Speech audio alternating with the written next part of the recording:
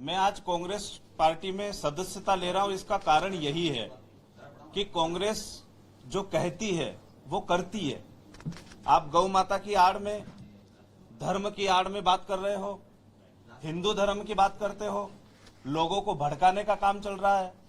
हिंदू समाज सिर्फ दो है, स्त्री और पुरुष, और कोई समाज नहीं है। और आप धर्म की बात कर रहे हो कि आप हिंदू बन जाओ।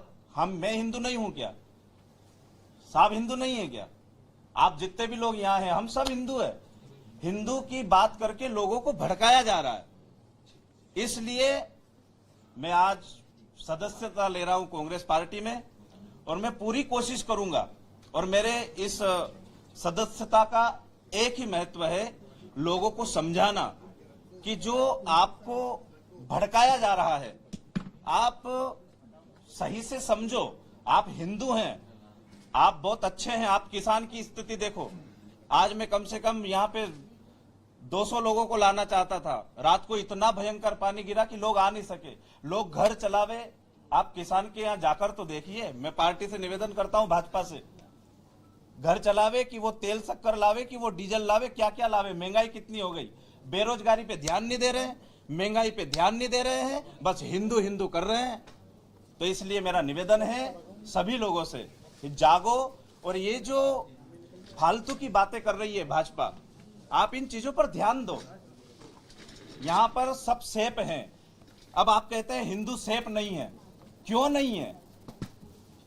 इसलिए मेरा निवेदन है, मैं आज सदस्यता ले रहा हूं और जितना हो सकेगा मैं पार्टी में काम करूंगा। आदरणीय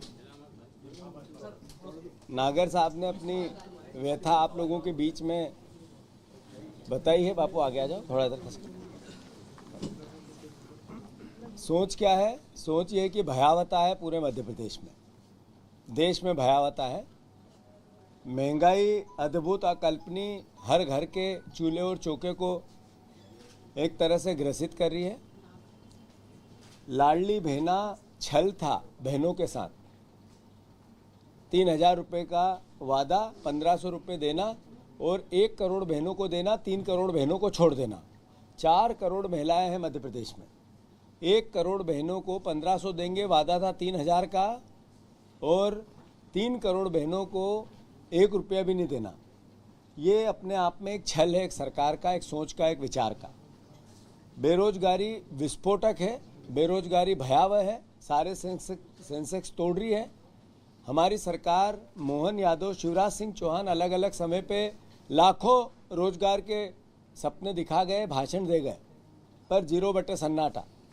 वैसे ही जो मध्य प्रदेश गढ़ बन गया बेरोजगारों का, जखीरा हो गया यहाँ पर बिना काम के युवाओं का, जो काम नहीं कर सकते, जिनके पास हाथ में काम नहीं। बेकलाग के पद हो या अलग अलग प्रकार की और परेशानी होती हुई बंद सरकारी योजनाएं, कहाँ गई वो जिसमें सामूहिक विवाह होते थे? योजना कितने आंकड़े हैं उसके? बहनों को जो पेंशन मिलती है, विधवाओं को, वो विधवा जवान भी होती है, बुजुर्ग भी होती है, 600 रुपये। लाडली बहना को 3000 का वादा था। क्या कारण है कि उनकी लाडली बहनाओं से उसको अटैचमेंट नहीं किया गया? क्या हुआ वृद्धा पेंशन का 300, 400, 600 रुपये से ऊपर क्यों नहीं हो पा रही है? क्या हुआ अलग अलग तरह की पेंशनर्स का? इनकी भयावता है। मैं जैसे कहा, कर्ज में डूबता प्रदेश। आज ही फिर से कर्ज लेने की प्लानिंग हो गई, तो कल परसों फिर लिया था, आज फिर प्रयास किया जा रहा है। आज हम जब आपसे बात कर रहे हैं तो वित्त विभाग में मीटिंग चल रही है कि कर्ज कैसा लिया जाए, कैसे बढ़ाया जाए, उसकी क्या क्या कार्य योजना बनाई जाए। अभी आप जाओगे वित्त विभाग पे तो सब कर्ज लेने वाली मीटिंग कमेटी जो बनी है वो अपना काम कर रही है। तो कर्ज का बढ़ता बोझ आम नागरिक के ऊपर एक तरह से इतना भयंकर बढ़ने वाला है, भविष्य को लेकर, मध्य प्रदेश के युवाओं के सपनों को लेकर गिर जाएगा।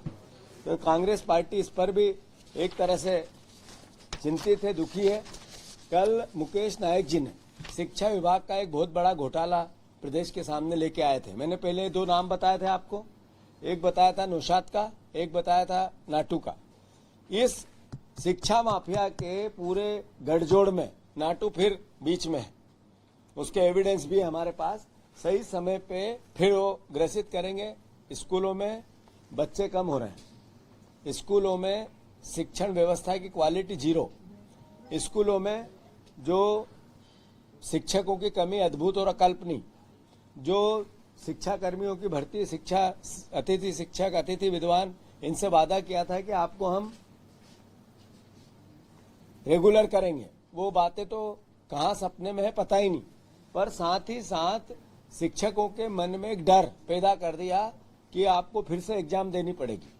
स्वाभाविक है कि आधुनिक युग आता है, परिस्थितियां बदलती है, नए नए इनोवेशन होते हैं, नए नए अलग अलग नवाचार होते हैं, तो शिक्षकों को भी शिक्षित होने की आवश्यकता है। तो उसके लिए मैं जब मिनिस्टर था तब हमने एक शिक्षकों का ट्रेनिंग के कैंप का प्रोसेस चालू किया था। प्रोफेसर्स का ट्रेनिंग के और उनकी ईयर टू ईयर कैसे उनकी वापस ट्रेनिंग हो या नए सब्जेक्ट से उनको रूबरू कराया जाए, इसकी हमने व्यवस्था जमाई थी। वो काम देखने वाले अब कोई बच्चे ही नहीं है, एक तरह से वो बंद हो गया और अब कहते हैं फिर से एग्जाम देनी पड़ेगी। शिक्षकों के मन में एग्जाम का डर बनाने के बजाय प्रोत्साहन कैसे हो कि इनको ट्रेनिंग के साथ फिर से आपको नए नवाचार के साथ प्ले करना है या आपको बच्चों को पढ़ाना है। तो एक तरह से एक ऐसा मुख्यमंत्री, ऐसा राजा बैठा हुआ है जिसको खुद को समझ नहीं है कि मुझे किस दिशा में प्रदेश को ले जाना है, किस दिशा में अर्थव्यवस्था को ले जाना है, किस दिशा में एग्रीकल्चर, यूथ और महिलाओं के लिए प्रोग्रेस की बात करना है। कुल मिला के इवेंट के साथ एक विज्ञापन, हर अखबार के फ्रंट पेज पे एक विज्ञापन नहीं आए तो हमारे मोहन यादव सो नहीं सकते, उनको नींद नहीं आती है। इतना खर्चा तो चाहिए ही चाहिए उनको कि एक अखबार के फ्रंट पेज पे रोज झूठी सच्ची खबरें, ये कर दिया मोदी जी का, उनका, इनका फोटो देखते हैं।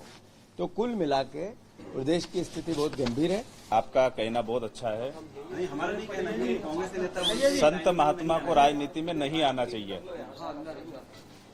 धर्म क्षेत्रे कुरुक्षेत्रे समवेता युत्सव मामका पांडवाक्षव किम कुर्वन्तु संजय। धर्म हमारा है। अब जब धर्म हमारा है और हम धर्म की बातें करते हैं तो भाजपा बार बार एक ही बात कर रही है, सनातन, हिंदू, गौ माता। आप बताइए गौ माता की कहां रक्षा हो रही है? आपने देखी स्थिति रोड पर गौ माता रात भर, अभी बरसात में देखिएगा आप, ठंड में देखिएगा आप, गौ माता को रहने की जगह नहीं है। आप बात कर रहे हैं कि सनातन धर्म हमारा है, सनातनी हम लोग हैं।